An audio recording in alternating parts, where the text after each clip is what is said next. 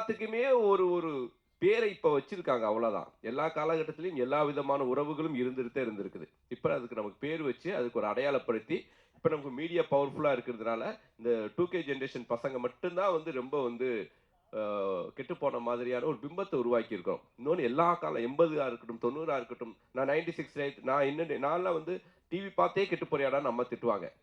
So TV பார்க்குறது அவ்வளோ பெரிய குற்றமா இருந்துச்சு. அது மாரி இப்போ வந்து மொபைல் பார்க்குறானுங்க. மொபைல் பார்த்து கெட்டு போறானுங்க. மொபைல தவிர வேற எதையும் பார்க்க மாட்டேங்கிறானுங்க அப்படின்னு ஒரு குற்றச்சாட்டு இருக்குது. நான் என்னென்ன சொல்றேன்னா, எல்லா காலகட்டத்திலயும் பாசிட்டிவான பக்கங்கள் இருந்துட்டு தான் இருக்குது. பாசிட்டிவாவும் வாழ்ந்துட்டு இருக்காங்க. மொத்த பேரும் நெகட்டிவா வாழ்ந்துட்டு இருக்காங்கன்னு நம்ம வந்து மொத்த பேரையும் ரவுண்ட் பண்ண வேண்டாம்.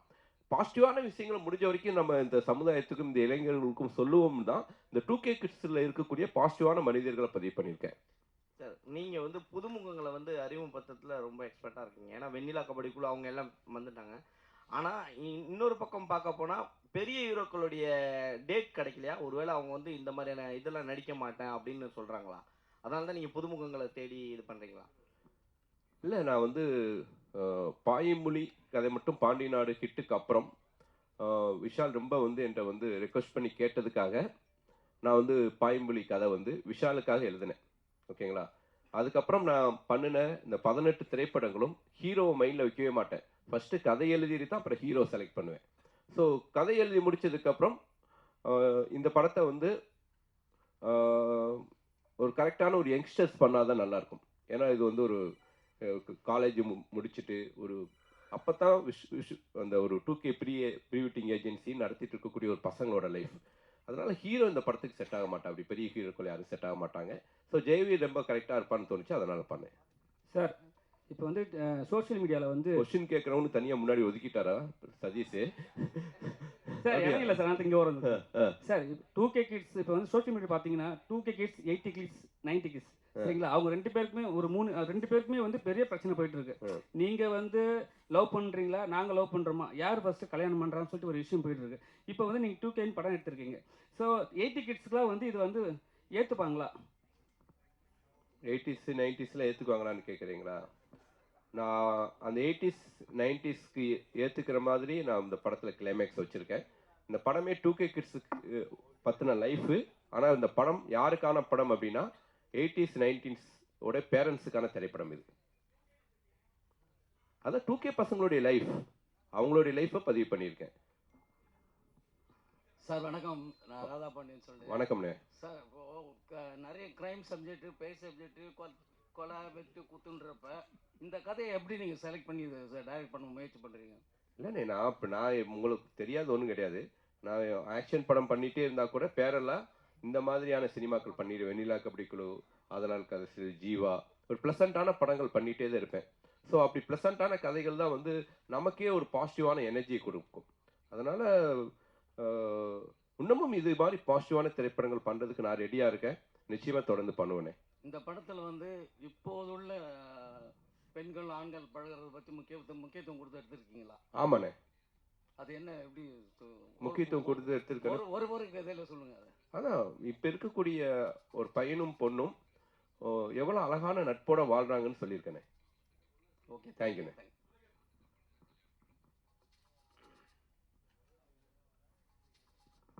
சார் காலேஜஸ்ல ப்ரமோட் பண்ண போறீங்கன்னு சொல்லியிருந்தீங்க. அது ப்ரீ ரிலீஸா பண்ண போறீங்களா?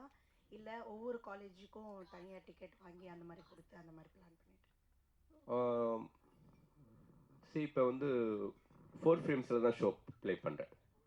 ஸோ காலேஜ் ஸ்டூடெண்ட்ஸ் எல்லாரையும் வர வச்சு, எல்லாருக்கும் ஷோ போட்டுட்டு, அப்புறம் அவங்களோட கலந்துரையாடல் மாரி பிளான் பண்ணியிருக்கேன். கோயம்புத்தூர்ல அ காலேஜுக்கு ஆப்போசிட் பிஎஸ்ஜி காலேஜுக்கு ஆப்போசிட்லயே வந்து ஒரு தியேட்டர் இருக்கு. அந்த தியேட்டர்ல கோயம்புத்தூர்ல பிளான் பண்ணியிருக்கோம். ஸோ பிரீமியர் ஷோ அதாவது பிரிவு தியேட்டர்ஸ் இல்லாத ஊர்களில் தியேட்டர்லயே போட்டு காமிச்சு அவங்களோட ஒப்பீனியன் வாங்கிட்டு அதுக்கப்புறம் வந்து அவங்களோட பேசலாம்னு முடிவு பண்ணியிருக்கோம். தனஞ்சலி சார். ஏதோ ஏதோ ஏதோ வம்பிழுக்க போறீங்கன்னு நினைக்கிறேன். இல்ல, இல்ல. கேரளா இண்டஸ்ட்ரியே வந்து க்ளோஸ் பண்ற அளவுக்கு போயிடுச்சுன்றீங்க. பட் ஆனா தமிழ் இண்டஸ்ட்ரியும் அந்த அளவுக்கு தான் இருக்கு. ஆனா நம்மளுக்கு போராட்ட குணம் அதிகமா இருக்கிறதுனால நெறைய படங்கள் வந்துட்டு இருக்கு. பட் ஆனா ஒரு படம் ரிலீஸ் ஆனதுக்கு எல்லா படமும் இப்போ நிறுத்தி வச்சிருக்காங்க. எந்த தயாரிப்பாளரும், இயக்குனர் சங்கமும் யாரும் குரல் கொடுக்கலையே. அப்படி இருக்கும்பொழுது சினிமா எப்படி வளரும்? ஒன்றே ஒன்று சொல்கிறேன். இப்போ இந்த வருஷம் பார்த்தீங்கன்னா புது படங்கள் ஆரம்பிக்கிறதே கம்மியாயிடுச்சு. இப்போ அட் எ டைம் பார்த்தீங்கன்னா ஒரு காலகட்டத்தில் 20-30 படங்கள் பண்ணிட்டு இருந்த தமிழ் சினிமாவில் 7 படங்கள் தான் ப்ரொடக்ஷனே போயிட்டு இருக்கு. ஸோ இதுக்கு எல்லாமே காரணம் இவ்வளோ படங்கள் வந்து சக்ஸஸ் ஆகாமல் போனது தான். ஆனால் அது ஒரு பெரிய படம் வரும்போது வேறு வழி கிடையாது. ஏன்னா எல்லாமே ஒரு 900 திரையரங்கில் இந்த படத்தை வெளியிடணுன்றது டிஸ்ட்ரிபியூஷன் ரெக்குவயர்மெண்ட் இருக்குது. மக்களும் அதை எதிர்பார்க்குறாங்க. நேற்று ஒரு நாள் மட்டுமே இப்போ நீங்கள் படம் எடுத்தீங்கன்னா விடாமுயற்சி கிட்டத்தட்ட 25 கோடி மேலே தமிழ்நாட்டில் கலெக்ட் பண்ணியிருக்கு. அப்போது அந்தளவு ஆடியன்ஸ் வந்து ஓப்பனிங் கொடுக்க ரெடியாக இருக்காங்க பெரிய நடிகர்கள் நடித்த படங்களுக்கு. ஆனால் அதே ஒரு சின்ன படம் வரும்போது ஆடியன்ஸ் வந்து செலக்டிவாக பார்க்குறாங்க. அந்த செலக்டிவாக எப்படி பார்ப்பாங்கன்னா நீங்கள் என்ன சொல்கிறீங்க வச்சு தான் பார்ப்பாங்க. ஊடகங்கள் என்ன சொல்லுது, படத்தை பற்றி படம் ஃபஸ்ட்டு பார்த்த ஊடகங்கள் என்ன சொல்கிறாங்க, அடுத்ததாக ஃபஸ்ட்டு ஷோ பார்க்குறாங்களே அவங்க எப்படிப்பட்ட ஒப்பீனியன் கொடுக்குறாங்க வச்சு தான் அடுத்த கட்டமாக ஆடியன்ஸ் வராங்க. அப்போது சிறு மற்றும் மீடியம் பட்ஜெட் படங்கள்லாம் நம்பி இருக்கிறதே வந்து ஊடகங்கள் என்ன சொல்லுது, ஃபஸ்ட்டு ஷோ பார்க்குற ஆடியன்ஸ் என்ன சொல்கிறாங்களோ அதை நம்பி தான் இருக்காங்க. அதை வந்து நீங்கள் ஒரு பேலன்ஸ்டாக சப்போர்ட்டிவாக பண்ணும்போது அந்த படங்களுக்கு ஒரு சின்ன டேக் ஆஃப் இருக்குது. பெரிய நடிகர் நடித்த படத்துக்கு அது பிரச்சனையே கிடையாது. எதிர்பார்ப்பு இருக்கிற படத்துக்கு பிரச்சனையே கிடையாது. ஆடியன்ஸ் உள்ளே வந்துடுறாங்க. அது மட்டுமே பத்தாது இல்லை இண்டஸ்ட்ரிக்கு. இன்னைக்கு ஏன் கேரளா ஷட் டவுன் ஆகுதுன்னா ஒரு 10 படம் தான் வெற்றி அடையுது. அவங்களுக்கும் 220 படம் வந்தது லாஸ்ட் இயர். அதில் 10 படம் தான் வெற்றி அடையும் போது அவங்க இப்போ என்ன சொல்லிட்டாங்க, இந்த இண்டஸ்ட்ரி தாங்காது, இவ்வளோ பேர் ஃபெயிலியர் ஆகிட்டாங்க, இவ்வளோ பேர் லாஸ் ஆகிட்டாங்க, அப்போ நம்ம ஷட் டவுன் பண்ணி காஸ்ட்டை குறைக்கணும், எல்லாத்தையும் குறைக்கணும் அப்படின்னு மூடுக்கு வந்துட்டாங்க. இது இப்போ டிஸ்கஷனில் இங்கே நம்முடைய அசோசியேஷன் எல்லாம் அதான் போயிட்டு இருக்கு. எப்படி குறைக்க போகிறோம்? ஏன்னா சிறு பட்ஜெட் படங்கள்லாம் சக்ஸஸ் ஆக மாட்டேங்குது பிகாஸ் ஆஃப் வேரியஸ் நான் சொன்ன மாதிரி ரீசன். அப்போ பெரிய பட்ஜெட் படங்களை நம்ம நம்பி இருக்கும்போது அதெல்லாம் காஸ்ட் எங்கோ போயிடுச்சு, டேட்டும் கிடைக்க மாட்டேங்குது. அப்போ எப்படி பண்ணுறது? இண்டஸ்ட்ரியை ரீஃபார்ம் பண்ணணும்னா வேறு வேலை பண்ணணும் அப்படின்னு பார்க்குறோம். ஸோ இண்டஸ்ட்ரியை பொறுத்தவரையும் இப்போ வந்து எல்லாருமே, தமிழ் மட்டும் இல்லை, மலையாளம் சினிமா, இந்தி சினிமா எல்லாமே ஒரு ஷேக் அவுட்டில் தான் இருக்குது. ஒரு மாதிரி கலகலத்து போயிருக்கு. என்ன பண்ண போகிறோம், எப்படி இண்டஸ்ட்ரியை ரிவைவ் பண்ண போகிறோன்னு தான் எல்லாருமே அதுக்கான ஒரு முயற்சி எடுத்துகிட்டு இருக்கோம். இல்லை, கேரளா இண்டஸ்ட்ரியில் வந்து நீங்கள் சொல்கிற மாதிரி இதுவானாலும் கவர்மெண்ட் ஓடிடி ஆரம்பிச்சிருக்காங்க. ஆனால் தமிழ்நாட்டில் அது ஆரம்பிக்கலை.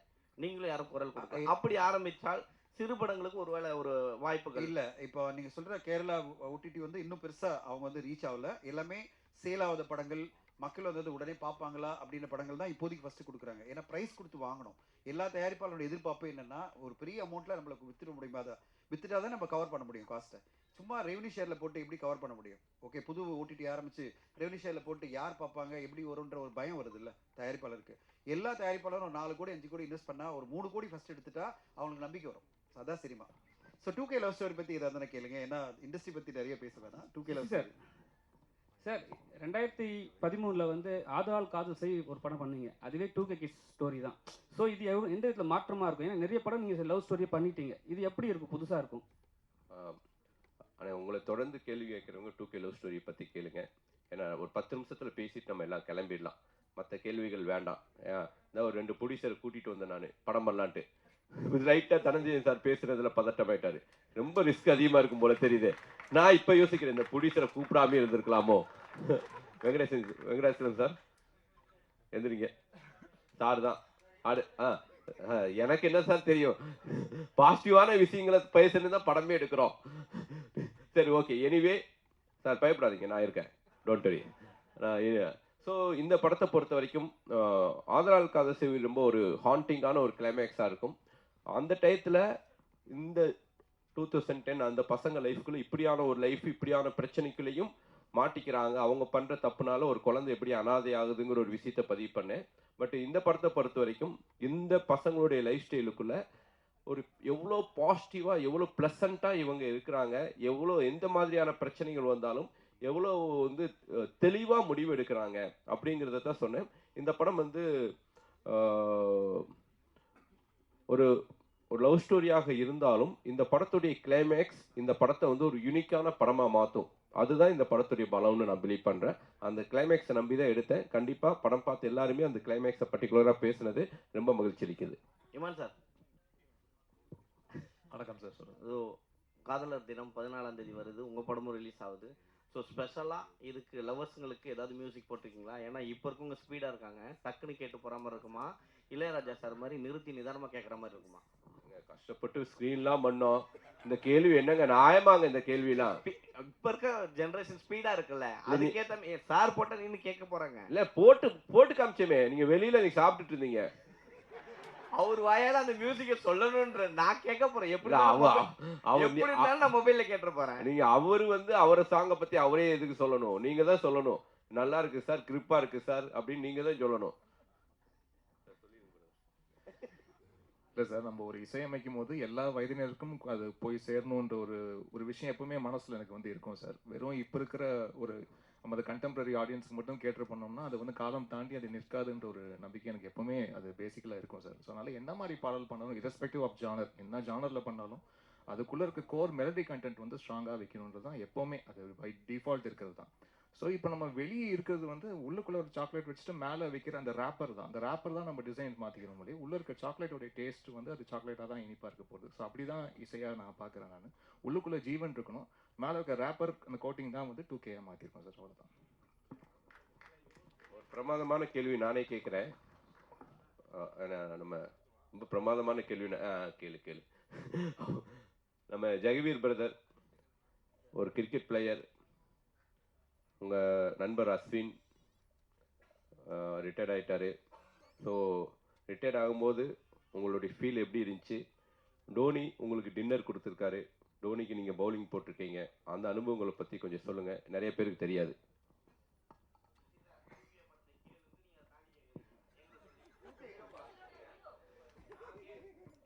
ஹீரோ யாரு அப்படின்னு உங்களுக்கு தெரியணும். இல்லைங்க, இவரை பத்தின அறிமுகம் எனக்கு வேணும். அப்பதான் சரி, கரெக்ட் தான், இருந்தாலும் வந்து நான் மன்னிப்பு கேட்டுக்கிறேன். ஓகேங்களா? அவங்க உங்களுக்கு என்ன தோணுதோ சொல்லுங்க பிரதர்.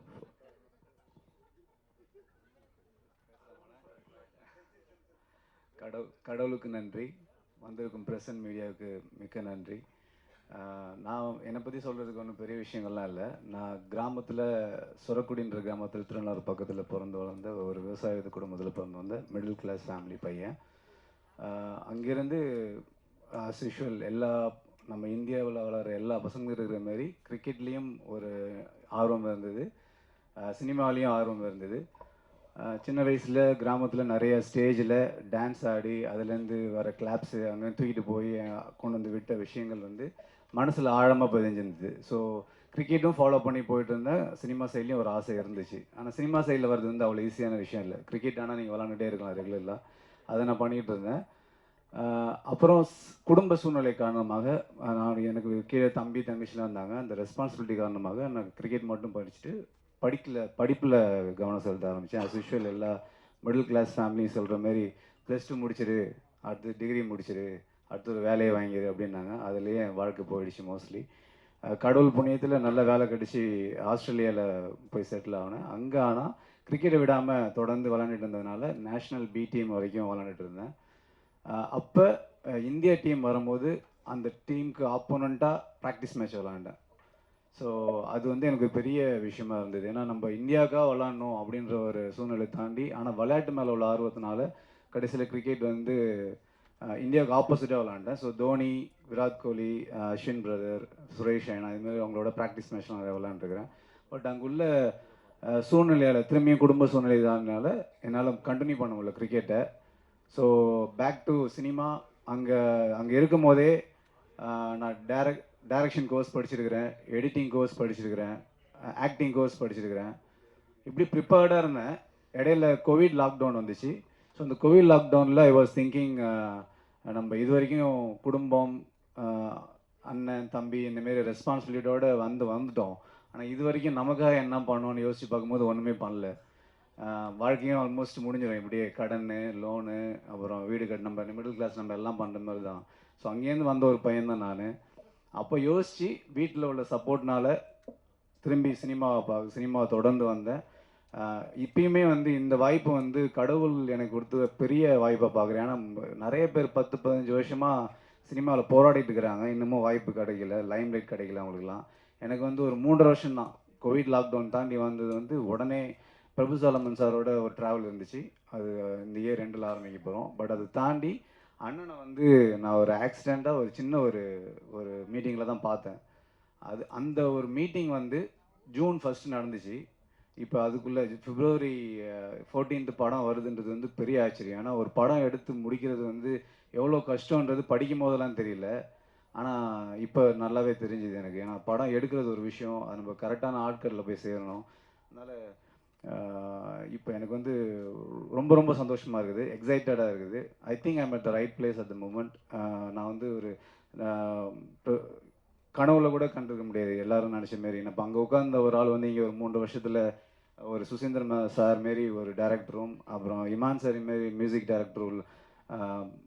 டைரக்டர் பண்ணி அது அவங்க மூலியமாக லான்ச் ஆகிறது வந்து எத்தனை பேருக்கு இப்படி ஒரு வாய்ப்பு கிடைக்குன்னு கிடைக்கல தெரியல. ஸோ அந்த வாய்ப்புக்கு மிக மிக நன்றி. வேறு என்ன சொல்கிறது, ஒரு 1-2 பாசிட்டிவ் பர்சனோடு இருக்கும்போது நம்ம 3ஆவதாக ஒரு பாசிட்டிவ் பர்சனாக ஆகும், அதுக்கான வாய்ப்புகள் அதிகம். ஸோ அப்படி பார்க்கும்போது இந்த படம் ஃபுல்லாகவே எல்லாருமே பாசிட்டிவ், படமும் நல்லா பாசிட்டிவாக சூப்பராக எனர்ஜெட்டிக்காக வந்திருக்கு. அதை தாண்டி அதை கரெக்டாக கொண்டு போய் சேர்க்கறதுக்கு இன்னும் ஒரு சூப்பர் பாசிட்டிவ் பர்சன் வேணும்.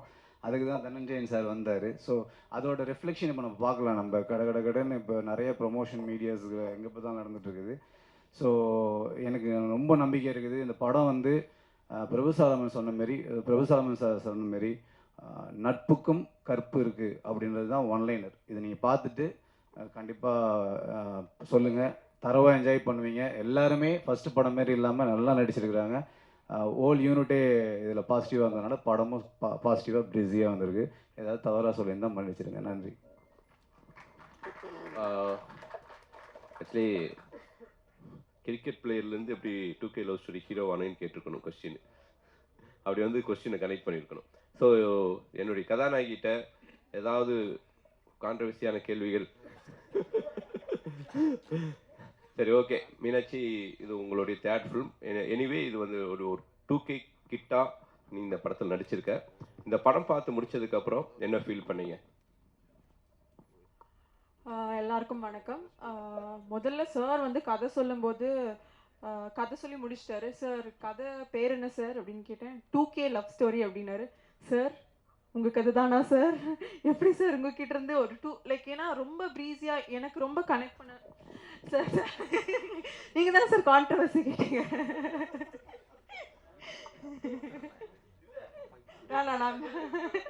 ஏன்னா சார் எப்பவுமே வந்து ஒரு வில்லேஜ் சப்ஜெக்ட், ஆதலால் காதல் செய்வி, ஜீவா எல்லாம் ஸ்போர்ட்ஸ் ஜானர் எல்லாமே வந்திருக்கு. But it was such an young film.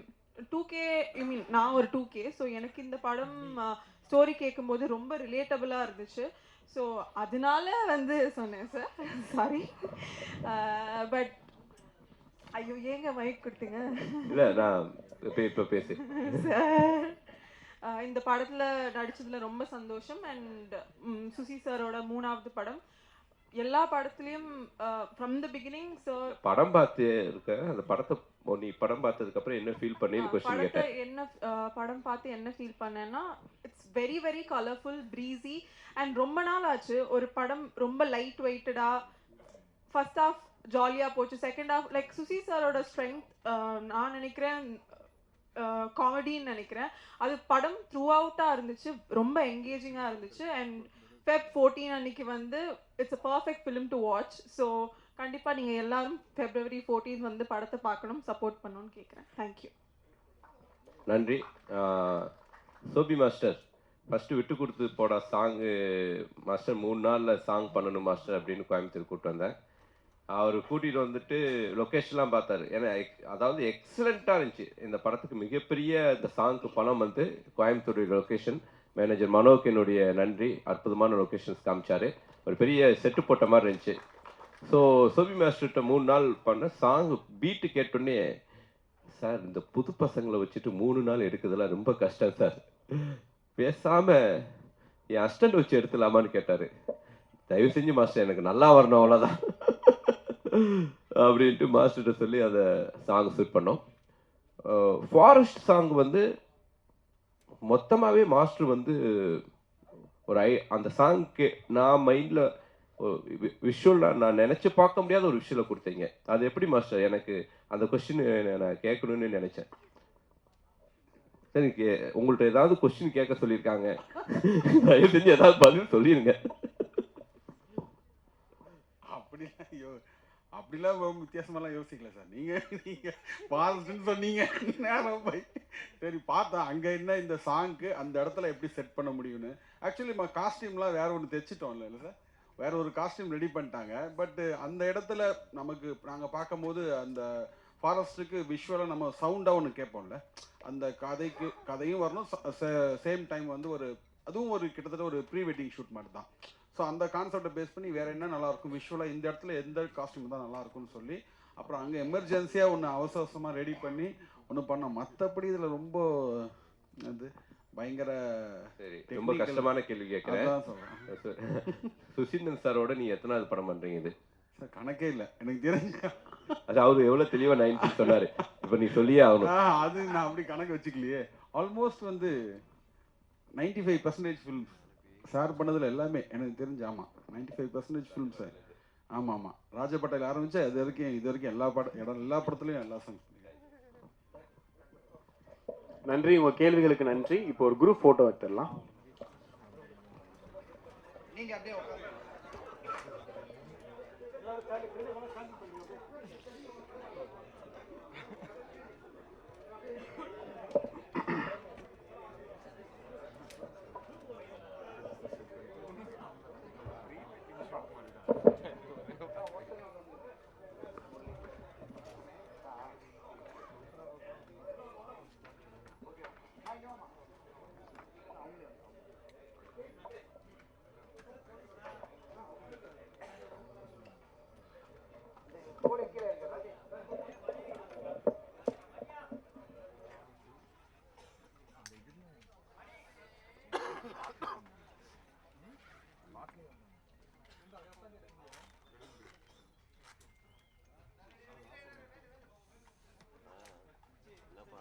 மத்தியான ஷிஃப்ட் வந்தால் எது வரதுன்னே தெரியாது, தூக்கி போட்டுறது.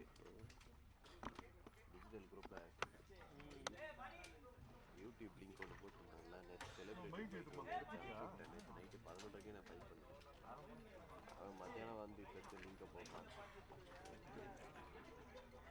நீ எடுக்கல, அப்போ யார் எனக்கு மெசேஜ் இருந்துச்சா போடுறான்னு தனியாக மெசேஜ்.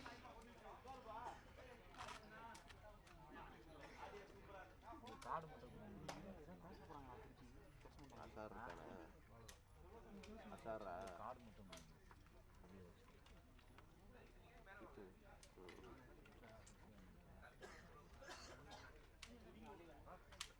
அதான் குரூப்பில் தூக்கி போட்டு